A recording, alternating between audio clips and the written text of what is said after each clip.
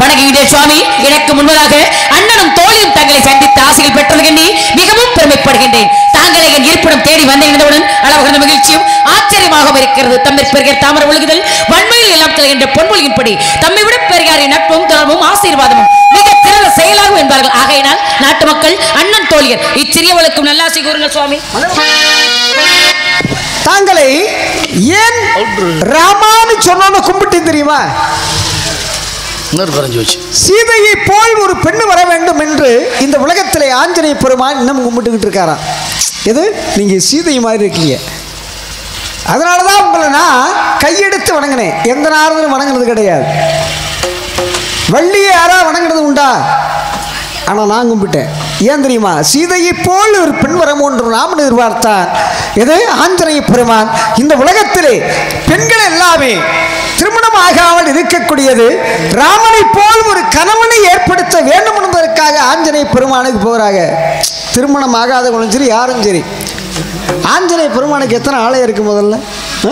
அதற்கு முன்னால் அருமையான ராமனை அருமையான பாடல் உங்களால் தான் பாட முடியும். பாட்டுங்கிறது ரொம்ப பேருக்கு வராது. சும்மா நொய்யு நொய்யு நொய்யு நொய்யுன்னு களை வெட்டுற மாதிரி பேசிக்கிட்டு பாட்டுங்கிறது உங்களுக்கு தாங்க மகிழ்ச்சி சுவாமி. ஏன் அப்படின்னா ஆறுமுகன் கொடுத்த அருள். அந்த ஆறுமுகம் இருக்கேன் பாரு, ஆறுமுகத்தை தெரியுமா? யாமிருக்க பயமே என்று சொல்லக்கூடிய முருகப்பெருமானுக்கு ஆறுமுகம் என்ற பெயர் உண்டு. சிவசுப்பிரமணிய தெரியுமா? அவரும் அவரை சேர்ந்தவர் தான். ராதாகிருஷ்ணன் தெரியுமா? அவரை தெரியாது. தெரியாதா? சரி, இனிமேல் தெரிஞ்சுக்குவேன், இருக்கட்டும். ஆகவே என்னது பேச்சோட பேச்சா என்ன வந்துச்சுப்ப? இனிமே எந்த ராதாகிருஷ்ணன் சொல்றீங்க? எந்த ராதாகிருஷ்ணன் சொல்றீங்க? பார்க்கடல் துயின்றவன். அவருக்கு எனக்கு என்ன சம்பந்தம் இருக்கு? காரணம் இருக்கு. அவரை பத்தி நீங்க தெரிஞ்சுக்கணும். காரணம் அவர் உங்க பாட்டு, அவர் பேரை சொல்றவர் நீங்க. நீங்க தான் அவரை பத்தி தெரிஞ்சுக்கணும். நான் அவரை பத்தி தெரிஞ்சுக்கணுங்கிற அவசியம் இல்ல. ஏன் சொன்னேன்? நீங்க நான் வரவேற்பு கொடுத்துட்டேன், நீங்க வாழ்த்து கொடுங்க. மூத்தோர் சொல் வாக்கும் முதுநெல்லிக்காயும் முன்னாடி துவக்கும், முன்னாடி கசக்கும் பின்னாடி இனிக்கும். நெல்லிக்காயை கடிக்கும் போது முன்னாடி துவக்கும் அப்புறமா இனிக்கும். இல்லம்மா, இந்த நெல்லிக்காயை கடிக்கும் போது என்ன பண்ண? கையை எடுத்து விடுங்க அப்படியே. இந்த நையாண்டி பச்சல வேற எங்கயாவது வச்சுக்கணும். நாராயண நாராயண நாராயண. சீதை போல இருக்கேன்னு சொல்றது நியாயம் தான். ஆஞ்சநேய பெருமான் இந்த உலகத்துல ஏன் கையெடுத்து வணங்குறாருன்னா, உலகத்துல உள்ள எல்லா பெண்களையும் சீதையா நினைக்கிறதுனால கையெடுத்து வணங்குறாரு. இது நியாயமான விஷயம். ஆனா என்கிட்ட கேட்டா ராமன் மாதிரி கணவன் எனக்கு வேண்டவே வேண்டாம்னு சொல்லுவேன். ராவணன் போல் ஒரு கணவன் தான் வேணும்னு நான் நினைப்பேன். யாரு? நீங்க முதல்ல எனக்கு வாழ்த்து கொடுங்க. வாழ்த்து கொடுத்து முடிங்க, அதுக்கப்புறம் பேசுங்க. தொட்டுக்கட்ட ஒருத்தன், தொடாம கட்ட ஒருத்தன், விட்டு கட்ட ஒருத்தன், விடாம கட்ட ஒருத்தன், தூங்கி கட்ட ஒருத்தன், தூங்காம கட்ட ஒருத்தன், கொடுத்து கட்ட ஒருத்தன், கொடுக்காம கட்ட ஒருத்தன், இழுத்து கட்ட ஒருத்தன், இழுக்காம கட்ட ஒருத்தன். கட்டைய புடிச்சதுனால நீங்க சரி இருமா. எனக்கு வரவேற்பு கொடுத்தீல, வரவேற்பு கொடுத்தீல. இங்க நிக்க, இங்க பார்த்து பேசுங்க. கலைமகள் கை பொருளே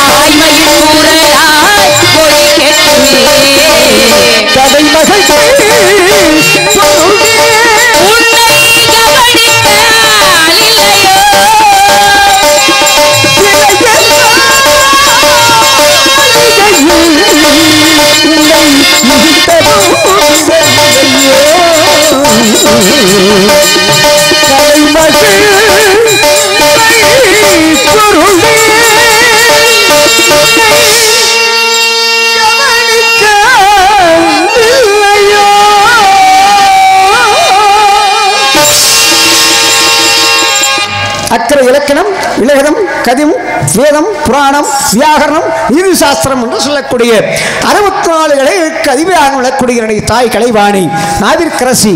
ஆகவே தாங்களிடம் சில விவரங்களை கேட்டு தெரியாமல் கேட்கலாமா? கேட்க வேண்டியதை கேளுங்கள் சுவாமி. சிற்றறிவுக்கு எட்டியவரை பதில் சொல்றேன், கேளுங்க.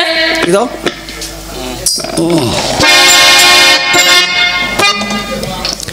ஏன் அப்படின்னா இன்னைக்கு கிளவி மேசன்லாம் இருக்கான்.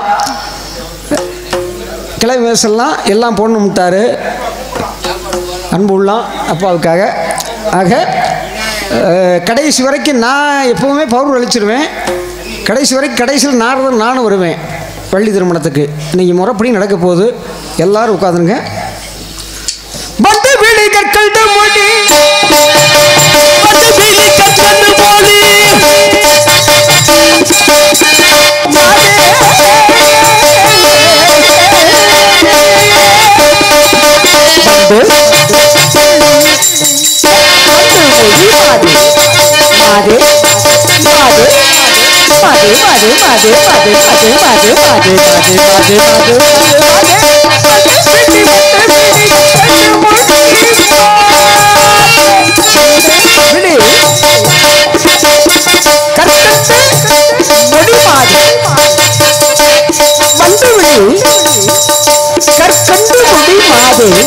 நீ வாழ்ந்திருக்கும் நாடு எது சொல்லு போதே கண்டு மது மாதே மாதே மாதே மாதே மாதே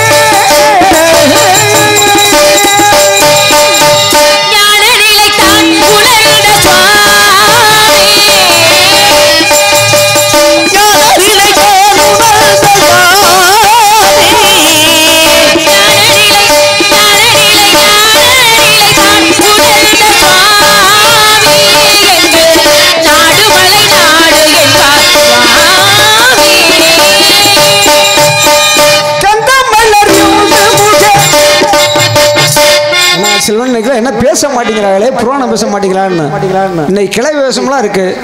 அதனால யாரும் பேசக்கூடாதுன்னு சொல்லல. அப்ப அதையும் கவனிச்சேன். அப்ப பேச ஆரம்பத்திலேயே வந்ததுக்கு அப்புறம் பேசுறது வாஸ்துவம் இல்லம்மா. நாரதர் வள்ளியை சந்தித்தது ஒரு வள்ளி.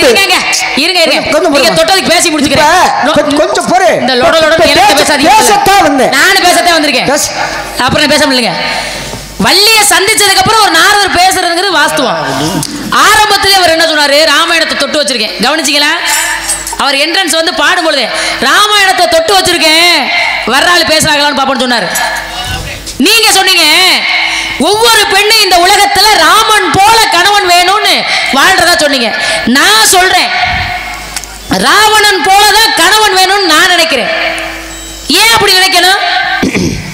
கட்டிய மனைவி மீது இந்த உலகத்துல அதிக நம்பிக்கை வைக்கக்கூடிய ஒரே ஒரு ஆள் யாருன்னா கணவன் தான். மாமனாரையோ மாமியாரையோ நம்பி அந்த பெண் அந்த வீட்டுக்கு வாழ வரல. ஆனா ஊர் சொன்னதுக்காக ராமன் என்ன செஞ்சாரு? சிதையில இறங்க சொன்னாரு. ஊர்ல உள்ளவங்க பேசுறாங்கம்மா, அதனால நெருப்புல இறங்க சொன்னாரு. நியாயமான விஷயமா அது? ஆனா ராவணன் அப்படி இல்லை. ஆசைப்பட்ட பெண்ணா இருந்தாலும் கூட அந்த பெண் சம்மதம் இல்லை என்றால் தொடக்கூடாதுன்னு தள்ளி இருந்தே ஆசைப்பட்டவன் ராவணன். காதல்னா அப்படி இருக்கணும். ராமனும் சீதையை போல ஆசைப்பட்டு வாழ்றது பெரிய விஷயம் இல்ல. ஊருக்காக ஒரு வாழ்க்கை வாழவே கூடாது. இருங்க வரேன் சொல்லி முடிச்சுக்கிறதுக்கு பேசுங்க. ஒவ்வொரு மனிதரும் அவரவருடைய வாழ்க்கையை அவரவர் வாழணும். அடுத்தவங்களுக்காக மாத்திக்கிட்டு வாழக்கூடாது. எப்ப ஒரு மனிதருக்காக நம்ம அவங்களுக்காக மாத்திக்கணும்னு நினைக்கிறோமோ காலம் பூரா நடிச்சேதான் வாழணுமே தவிர நம்ம உண்மையா வாழ முடியாது. அப்ப ராவன் போல ஒரு காதலனோ கணவனோ இருக்கணும்னு ஒரு பெண் நினைக்கிறது தவறு இல்ல. ராமன் மாதிரி கணவன் வேணும்னா மனைவியை கொண்டே காட்டுக்குள்ள விட்டுருவாரு. கடைசி காலத்துல ராமன் தேடி போனாரு. ஆனா சீதை ராமன் பின்னாடி போகல. பூமாதேவி காட்டுக்குள்ள பிளக்கிறாங்க பூமியை. பிளந்ததுக்கு அப்புறம் என் மக அப்படின்னு அந்த அம்மா சிம்மாசனத்தோட மேல பூமிக்குள்ள இருந்து மேல வந்து சீதையை கூட்டி போயிட்டாங்க. ராமன் அழுதாரு. ராமன் தனித்திருந்து காதலிச்சாரு, தவறு கிடையாது. ஆனா தன் மனைவியை நிறைய இடத்துல விட்டு கொடுத்துட்டாரு. ஒண்ணு ஊருக்காக, அடுத்து துணி துவைக்கக்கூடிய சலவை தொழிலாளி ஒரு வார்த்தை சொன்னாங்கிறதுக்காக மனைவியை கோவிச்சுக்கிட்டாரு. ரெண்டாவது விஷயம், குழந்தை நம்ம குழந்தை தானே தெரியும், ஆனா இது நம்ம குழந்தையாங்கிற சந்தேகம் வந்துச்சு அவருக்கு. எந்தெந்த சந்தேகம் ஒரு மனைவி மீது வரக்கூடாதோ அத்தனை சந்தேகமும் ராமன் சீதை மீது வந்தது. தவறு இல்லையா? அது எப்படி ராமனும் சீதையும் சேர்ந்து வாழ்ந்தது போல வாழணுங்கிறது? கணவன் மனைவினா ஒருத்தர் இப்ப சொல்றாங்க வள்ளுவனுக்கு ஏத்த வாசுகி. ஏன் வள்ளுவனுக்கு ஏத்த வாசுகின்னு சொல்றாங்க? ஏன்னா ஒவ்வொரு நாளும், ஐயா கொஞ்சம் சத்தம் போடாம இருக்காங்கிட்டு, ஒவ்வொரு நாளும் கணவனுக்கு சாதம் பரிமாறுவாங்க. சாதம் பரிமாறும் பொழுது வள்ளுவர் சொல்வாராம், அம்மா ஒரு சின்ன ஒரு தண்ணி குடிக்கிற ஒரு அப்போல்லாம் மண் கலைய மாதிரி தானே இருக்கும், அது மாதிரி மண் பாத்திரத்தில் ஒரு நிறைய தண்ணியும் ஒரு ஊசியும் பக்கத்தில் கொண்டு வந்து வைக்க சொல்லுவாராம். இந்த அம்மாவும் தினந்தோறும் அதே போல கொண்டு வந்து வச்சிருக்காங்க. ஒரு நாள் கூட அதை அவர் பயன்படுத்தல. இந்த அம்மாவுக்கு சந்தேகம்னு வந்தா கணவனுக்கிட்ட மனைவி கேட்கறதுல தவறே கிடையாது. அப்ப அந்த அம்மா கேட்கறாங்க, ஒவ்வொரு நாளும் இதை கொண்டு வந்து வைக்க சொல்றீங்க, ஒரு ஊசியும் ஒரு பாத்திரத்துல தண்ணியும், ஆனா இதுவரையும் இதை பயன்படுத்தலே ஏன்னு கேட்கறாங்க. அப்பதான் அவர் சொல்றாரு, அம்மா ஒவ்வொரு நாளும் பெண் பரிமாறும் பொழுது அந்த சாதம் கீழே விழக்கூடாது. நீ இத்தனை நாள் எனக்கு பரிமாறும் பொழுது ஒரு நாள் கூட ஒரு சாதமும் கீழே விழுகல. அப்படி தவறி விழுந்ததுன்னா அந்த ஊசையில எடுத்து தண்ணியில கழுவிட்டு மறுபடியும் சாப்பிடணுங்கிறதுக்காக வச்சுக்கிட்டேன். அப்ப நன்றியப்பு கணவனுடைய முகத்தை பார்க்கும் பொழுது மனைவி புரிஞ்சுக்கணுமா? கணவன் முகத்தை பார்க்கும் பொழுது மனைவி புரிஞ்சுக்கணும். அப்ப மனைவி எப்படி பார்த்து புரிஞ்சுக்கணும்? பேசலாமா? பேசுங்களேன். ராமன் நல்லவனா ராவணன் நல்லவனா? ராமன் தான் நல்லவன். ஏன் சொல்றீன்னு கேளுங்களே. ராவணன் வந்து ஏற்கனவே ஏன் கெட்டவனான அப்படின்னா, உண்மையான சீதையில மகாலட்சுமி அவன் தூக்கிட்டு போல. வேதவதிங்கிற ஒரு பெண்ணை ஆரம்பத்தில் அவர் ராம அவதாரம் எடுக்கிறதுக்கு முன்னாடி அந்த நூலையும் சொல்லி தேவி பாகவதம். ஏமா இப்போ தம்ம சரி அதெல்லாம் சொல்ல வேண்டாம். தேவி பாகவதம், அந்த தேவி பாகத்தை படிச்சு பாருங்க. அதில் வேதவதின்னு ஒரு பெண்ணு வருவா. ஏன் அப்படின்னா அவன் மகாவிஷ்ணுவே ஆண்டாள் மாதிரி. எது ஆண்டாள் எப்படி பெருமாளை கல்யாணம் நினைச்சாமல சூடி கொடுத்தால் சொல்லக்கூடி என்னையே கல்யாணம் பண்ணணும் அப்படின்னு நினைச்சால யாரு? ஆண்டாள். ஆண்டாள் ஆண்டாள் ரொம்ப நடிக்காதிய சொல்லுங்க. ஏமா ஆண்டாள்மா, நான் என்னமா நான் இது தவறா பேசுறேன்னா? நீங்க தவறாவே உங்களுக்கு தவறா பேசுறீங்க. தந்தை சூடி கொடுக்க தந்தை சூடி கொடுக்க அவள் கழுத்திலே போட்டு ஒரு முடி ஒட்ட. அப்பதான் தந்தை ஒரு பார்த்தார், யாரா அது முடி அப்படின்னு. அப்பதான் பெருமாளே காட்சி இருந்தார்.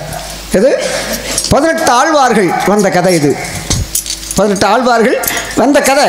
சூடி கொடுத்தால் சுடற்கொடி. ஆக தான் கழுத்தில் போட்டுட்டு மகாவிஷ்ணு வேணும்னா அது மாதிரி மகாவிஷ்ணுவே வேணும்னு சொல்லி ஒருத்தி இருந்தா. அப்ப ராவணன் வந்தான். ராமன் அந்த வழியில ஆகாய மார்க்கமாக வர்றான். அப்ப வரும்போது என்ன பண்ணா? இல்லை முடிச்சிருவோமா? இல்லை பேசவா முடிச்சிருவோமா? ஆகாய மார்க்கமாக வர்றான். வரும்போது அந்த அம்மா என்ன பண்ணுது? கீழே கூந்தலை விரிச்சு விட்டு. இந்த அம்மா கூந்தலை பாருங்களேன், ரெட்டச்சடை வயசு. இந்த வயசுல ரெட்டச்சடை தான் போடணும். திருமணம் முடிஞ்சதுக்கு அப்புறம் ஒத்த சடை போடணும். சரிங்க சரிங்க சரிங்க. கல்யாணம் பண்ணி பேரம்பேத்தி எடுத்துட்டா கொண்ட ஓடணும். நான் சரியா தான் தடை பண்ணி. அடையாமா நீ வேற. ஏன் கல்யாணம் பண்ணதுக்கு அப்புறம் பிள்ளைகள்லாம் இருக்குங்க, அப்படியே நல்லா குளிச்சுட்டு வந்து அப்படி சிக்கெடுத்து முடிய அப்படித்தான் போட்டுக்கிட்டு இருந்தா வேதவதி. அப்படி போட்டுக்கிட்ட நேரத்தில் வந்தான். அவ குழந்தை வைக்கல, ஆனால் மகாவிஷ்ணுடைய சிந்தனையாக இருந்தாள். அப்ப ஆகாயம் மார்க்க போன ராவணன் என்ன பண்ணா? தண்ணியும் கேட்டான். அம்மா தண்ணியும் கொடு அப்படின்னு சொல்லி. ஏன் ராமாயணத்தில் தண்ணியும் கேட்டான், சீதையை தூக்கிட்டு போடான்னு சொன்னா அப்படின்னா அது மகாலட்சுமி கிடையாது, மகாவிஷ்ணுடைய மனைவி கிடையாது. ராமாயணத்திலே 3 சீதை. ராமாயணத்தில் 3 சீதை. அந்த சீதை யார் யாரு அப்படிங்கிறத உங்களுக்கு வேறு தெரியும்னு நினைக்கிறேன். காரணம் என்ன?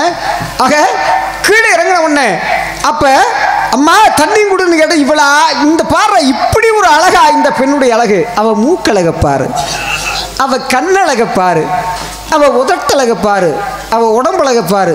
எப்பா அதுதான் பிடிக்கல. ஏன் அப்படின்னா அப்படி பார்த்த உடனே என்ன பண்ணா, அம்மா வாமான்னு இந்த கூந்தலை அப்படி தொட்டாம் பாரு. உடனே என்ன பண்ணா, அப்படியே விறகு எடுத்து போட்டா. என்றைக்கு மகாவிஷ்ணு நான் கல்யாணம் பண்ண நினைச்சனோ, நீ என்னைக்கு என்னை தொட்டியோ உனக்கு சாவு ஏங்கையினால தான்டான் அந்த பெண்ணு. இது விறகு கட்டையை போட்டு தீயில அக்கினியில குதிச்சுட்டா. குதிச்சு எரிஞ்சா. இல்லைங்க நான் இங்கே தொடலைங்க, கையை மணி எடுத்து போடுவேன். ஏமா அப்படி நீட்டும் போது கைப்பட்டாலும் அவ்வளோதான். ஏன் கறிக்கடையில் எவ்வளோ வச்சு பேசிக்கிருக்கேன் உங்கள்கிட்ட. ஏம்மா என்னை பயமுறுத்துறீங்க பூரா வர்ற ஆள் பூரா. ஆக ஏன் அப்படின்னா ஆக அக்னி பிரவேசம் பண்ணிட்டான். அக்னி பிரவேசம் பண்ண உடனே அப்ப மகாவிஷ்ணு உடனே காட்சி தந்து, அம்மா மகாலட்சுமி சீதையாக பிறப்பாள், ஆனால் நீ பொய்யான சீதையாக வந்து ராவணன் அழிப்பதற்காக மாயமான் மாரீசன் வருவான், மாரீசன் மாயமானாக வருவான். நீ பொய்யான சீதையாக வந்து என்னிடம் மனைவியாக இருந்து எது இந்த மான் தான் வேணும் கேப்ப. இந்த மான் எந்த சொந்த மான், இந்த பாட்டெல்லாம் பக்கம் வந்துதான் சிந்து பாடும். இயல் இசை நாடகம், இயல் இசை நாடகம், நடிப்பு பாட்டு பேச்சு, இது 3 இருக்கணும். அப்படி இருந்தா பேச்சாவே பேசிக்கிட்டு பட்டிமன்றமா போயிடும். அதானே உண்மை. ஆக இந்த மானை பிடிக்கிறதுக்காக ராமன் போனா, லட்சுமணா இந்த சீதைக்கு நீ காவல்றான்னு நான் காவலுக்காக வச்சுட்டு போனேன், எவனோ பத்திக்கிட்டு போயிட்டேன்.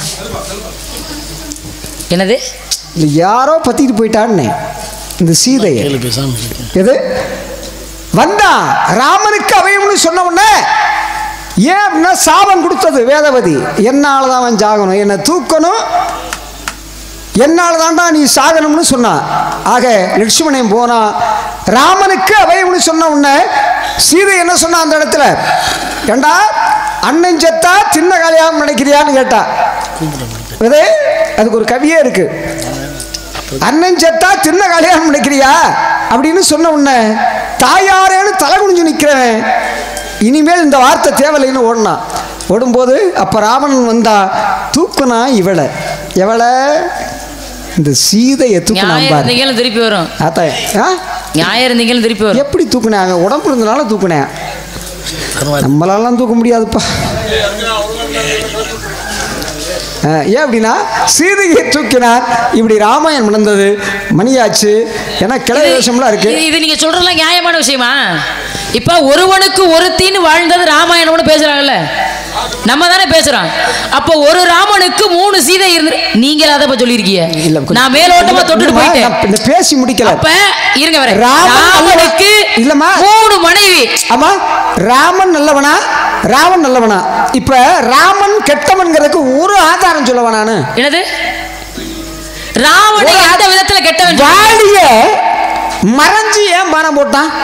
எகுத்து பானம் போட முடியாது, அவன் வீரன் தானே. அவனுக்கு எதுக்கு எவன் நின்னாலும் அவனுடைய பலம் பாதி அவன் அடுத்தவனுக்கு போயிடும். அப்புறம் ஏன் வீரவன் யாரு மறைஞ்சிருந்து? அதுக்குத்தான் வாலி சொன்னானா, ராமா சீதையை தூக்கி வா என்று சொல்லி இருந்தால் இந்த சீதை அப்படியே என் உள்ள கையில சுண்டு வரல கொண்டு வந்திருப்பனே, ராவணனை கொண்டு வந்து உன்கிட்ட சுண்டு வரல ஒப்படைச்சிருப்பனே, சுண்டு வரல ஒப்படைச்சிருப்பனே. ஏன்டா என்னைய மறைஞ்சிருந்து போட்ட, நீ வீரனாடா, நீ கோலையா இல்லையா அப்படின்னு. அப்பத்தான் போய் ராமன் கேட்டானா, ராம பானம், அந்த பானம் விட்டதுல ராம் அப்படின்னு எழுதிருந்துச்சான். அந்த பானத்தை பிடிங்கிட்டு கேட்டான், நீ வீர இல்லை அப்படின்னு. அப்ப வீர இல்லைன்னு கேட்கும்போது உனக்கு திரும்ப உயிரை தர்றேன் அப்படின்னு ராமன் கேட்டானா. அதுக்கு தான் வாலி சொன்னானா, போட வீரனுக்கு அழகு என்ன தெரியுமா, நீ மார்பிள் அடிச்சவாரு நீ வீரன்டா, ஆனா மறைஞ்சிரிஞ்சு அடித்ததாண்டா நீ தவறு. இது மறைஞ்சிரிஞ்சு அடித்த பாரு, அதான் தவறு. வீரனா கோழையான்னு சத்தியங்கிற எனக்கு புண்ணியம் கிடைச்சுவாரு, அது எனக்கு மோட்சம்டா. போட போட போட போடாடேன்னு யார் சொன்னது? இல்லம்மா அப்படின்னு சொல்லிட்டா வாலி. யாரு? ராமனைய. வாலி மிகப்பெரிய பலசாலி. நீங்க சொன்ன மாதிரியே ஒருத்தர் முன்னாடி நின்று போர் புரிஞ்சானா அந்த பாதி பலம் ஏன் வந்தது? ஒரு பலசாலியை அடிக்கணுங்கிற திறமை இருந்தா மட்டும்தான் அடிக்க முடியும். இவர் சொல்றாரு வேதவதி வாங்கின வரம், அதனால ராமனுக்கு மனைவியா கொஞ்ச காலம் ராமாயணத்துல இருந்தாங்க. அப்ப ராமன் எதுக்காக வாலிய மறைஞ்சிருந்து அடிக்கணும்? அது போல அதுக்கும் ஒரு கதை இருக்கு. எந்த கதையும் சும்மா வரல, புராணங்கள்னாலே. அப்படி பார்த்தாலும் மகாபாரதத்துல பார்க்க போனா அபிமன்யுவை அநியாயமா தான் கொண்டாங்க, பீஷ்மரையும் அது மாதிரிதான் அநியாயமா கொண்டாங்க. ஏன் கர்ணனையுமே கதையை எடுத்துக்க போனாலே யாருமே நேருக்கு நேரம் அடிச்சு கொண்டாங்கிறவன் கிடையாது. ஏன்னா இதுதான்டா தர்மம்னு உங்க பாட்டன் களவாணி கண்ணே இருக்கானே அவன் சொன்னது. நான் இருக்கேன் உனக்கு பக்க பலமா, நீ அடிடான்னு சொன்ன உடனே எல்லாரும் சேர்ந்து இதெல்லாம் பிரச்சனை இருந்துட்டு போகுது. நீங்க என்ன வேலையை வந்தீங்க? அம்மா வந்த வேலை என்ன? மகாபாரதம் நடக்கிறது காரணம் என்ன தெரியுமா? முதல்ல இப்ப அப்ப நான் மறுபடியும் இங்க பேசுனதுல பேசுவேன். கொஞ்சம் பொறுமா. லட்சுமணா அபயம்னு சொன்னது சரிதான், சொன்னதெல்லாம் சரிதான் சொல்லிட்டாங்க எல்லாரும். ஆக நான் உங்களுக்கு பார்த்து வந்தது மாப்பிள்ளை. சிறப்பு சொல்லுங்க. சொல்லுங்க. இதோ சொல்லிருங்க. எல் மாப்பிள்ளைக்கு இந்த மணிப்பிள்ளையை தொட்டு முத்தாட முத்தாட ஆசை வரும்.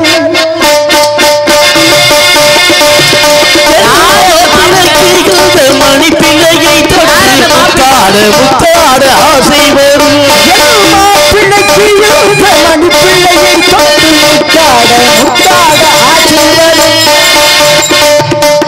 அப்படின்னா என் மாப்பிள்ளை யார் தெரியுமா? ராஜா திவள்ளிகள். ஐயா தங்கவிலையா அதான் ராஜா திவள்ளிகள்.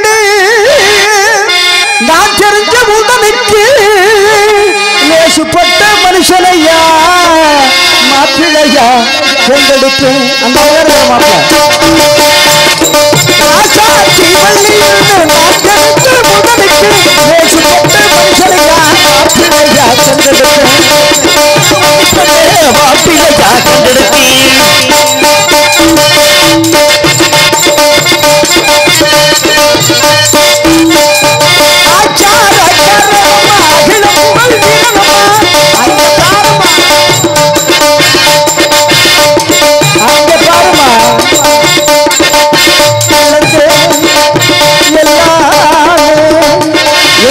பாடினவர் அவரு.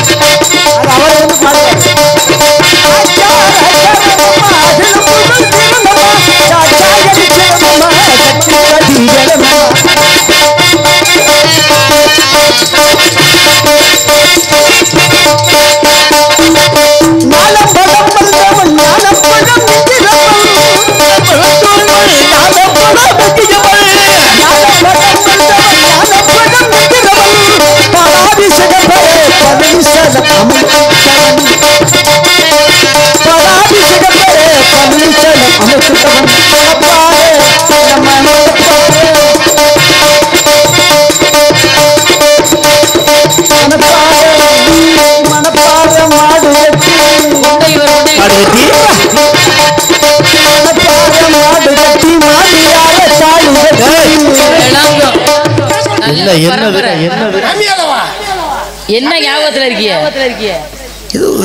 எவ்வளவு தவறு இருக்கின்றதோ அவ்வளவு குறைத்து கொண்டு சுத்தமா குறைச்சிட வேண்டியதான்.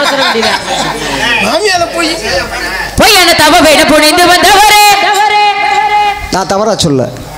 மணப்பார மாடு கட்டி மாமியார தாலி கட்டி அந்த காலத்தில் பெண்ணு மாப்பிள்ளையும் மாட்டு வீட்டில் கொண்டு போறது. முருகனையும் வள்ளியும் ஏன் அப்படின்னா மகாவிஷ்ணுடைய ஆனந்த கண்ணிலே பிறந்தது அமிர்தவள்ளி சுந்தரவள்ளி. சரியா? அவை என் பாட்டன். பாட்டனுக்கு பிறந்த 2 பெண்கள். எனக்கு என்ன வேணும்? அத்தை வேணும். அத்தைக்கு மறுபேர் என்ன? மாமியார். மாமியாரை நானா தாலி கட்டுறோம்னு என் மாமியை முருகன் தாலி கட்டி மறப்பாரு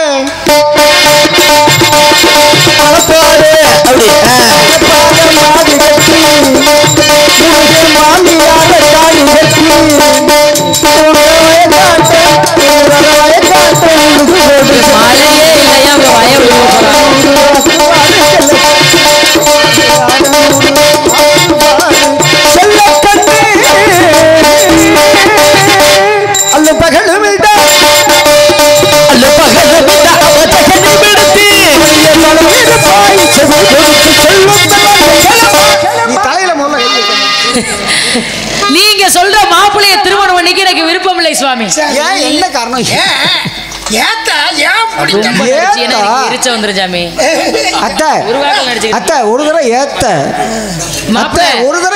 நினைக்கிற மாதிரி இல்ல மாப்பிள்ள, கதை வேற. அப்படியே பார்த்தாலும் மாப்பிள்ளைய நான் தான் முடிவு பண்ணணும். என் மனசுக்குள்ள ஏற்கனவே ஒரு மாப்பிள்ளை இருக்காரு. அழகனால அப்படி ஒரு அழக. அப்பேற்பட்ட அழகனுக்காக நான் காத்திருக்கும் போது நீங்க பார்த்து வந்த மாப்பிள்ளை எப்படி பிடிச்சிருக்கு சொல்ல முடியும்? அந்த கதை எப்படி நான் சொல்றேன், நீங்க கேளுங்க.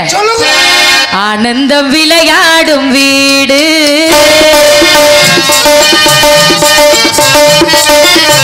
ஆனந்தம் விளையாடும் வீடு,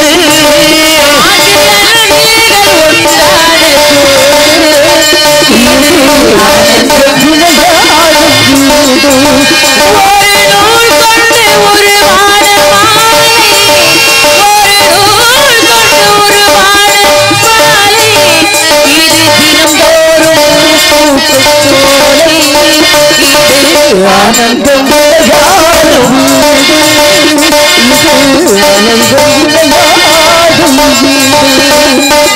நான் கொண்ட கணவன் நடமாடும்,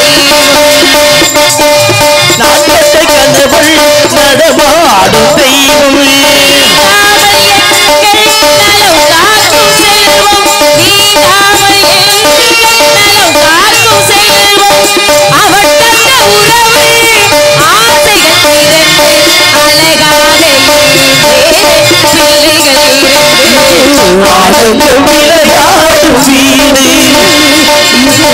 ஆனந்தம் விளையாடும்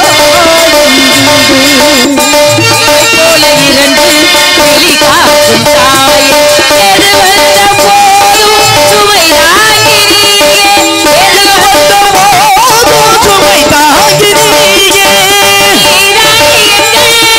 எங்கள் திருக்கோயில் விளக்கு, நீதானே எங்கள் திருக்கோயில் விளக்கு, நீ இல்லை என்றால் தெரியாது கிழக்கு, எங்கள் மகள் பிறந்தால் இல்லம் வளர, நெற்றில் வைத்து வளர்ப்பே ஊர் புகழ, கண்மகள் பிறந்தால் நெற்றில் வளரவே, நெற்றில் வைத்து வளர்ப்பே ஊர் புகழ, காவியம் போல் தொடரட்டுமே, காவியம் போல் தொடரட்டுமே, காவியம் போல் தொடரட்டுமே, காதல் சாம்ராஜ்யம் நிலையானது, என்றும் வர வேண்டும் வசந்தம், அது தர வேண்டும் வளர்கால இன்பம், உனக்கென எனக்கென நீ, இல்லறம் தொடரட்டும் இனிதாகவே, என்றும் வர வேண்டும் வாழ்க்கையில் வசந்தம்,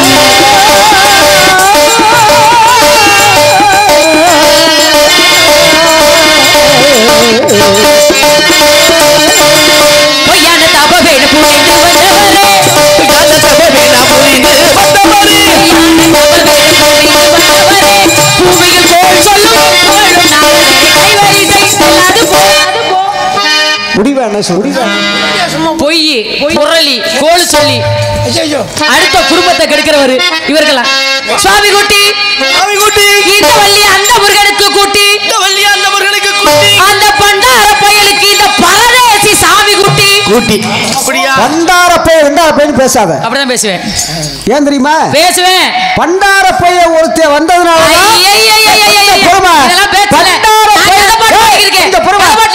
பண்டார பையனு ஒருத்தன் வந்ததுனாலதான் கொடுப்பது உங்கள் கோத்திரத்தில் முறையோ.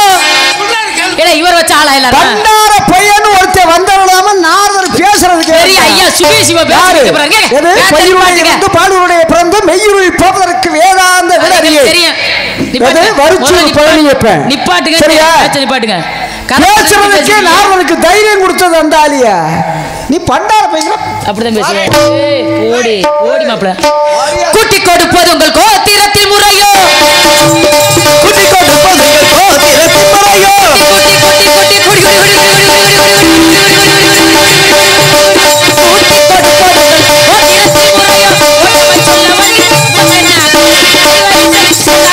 அந்த கட்டை எடுத்து வீசி. என்ன சொன்னாய்? நாட்டிற்கு நல்ல எண்ணி பார்த்து கொடுப்பதுங்கள் கோத்திரம் என்ற ஆத்திரத்தை மூட்டிவிட்டார். அறிவில்லார் கருணையும் பொருளாதாரருக்கு பொருளையும் சக்தி இல்லாத உனக்கு சக்தியும் புத்தி இல்லாத உனக்கு புத்தியும் அந்த முருகனுக்கு உன்னை கூட்டி தரமாட்டோம் காட்டி தரவினையும்பார். நாளையே சூரிய சிரமத்திற்குள் அந்த முருகனுக்கும் உனக்கும் இருட்டு வேளையில் திருட்டு திறமக்கும் அப்படி விளக்கவில்லை என்றால் நான் ஆர்வம் அல்ல, இது கட்டையும் அல்ல, எனது இரண்டு நல்ல மனுஷனுக்கு புள்ள பிறந்திருக்கு பாரு. ருத்ராக்கத்தின் மீது ஆணையாக சொல்லுகின்றேன். முருகனுக்கும் உனக்கும் திருமணக்கும் வருகின்றேன். இசைக்கலைஞர்களே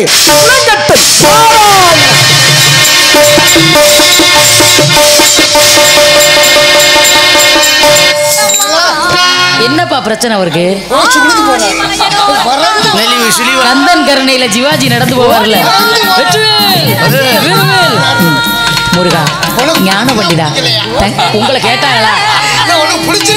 தங்களை காண வேண்டும் என்று அடியால் காத்துக் கொண்டிருக்கிறேன். சீக்கிரம் வாருங்கள் முருகா, தரிசனம் தாருங்கள் முருகா. இதெல்லாம் உங்களுக்கு விஷயம் தெரியுமா? அவர்கிட்ட நம்ம கோமா பேசணும்னு வச்சுக்கோங்க, இவர் வேகமா போவாரு. பள்ளிக்குள்ள உங்களை பத்தி இப்படி பேச்சுன்னு சொல்லுவாரு.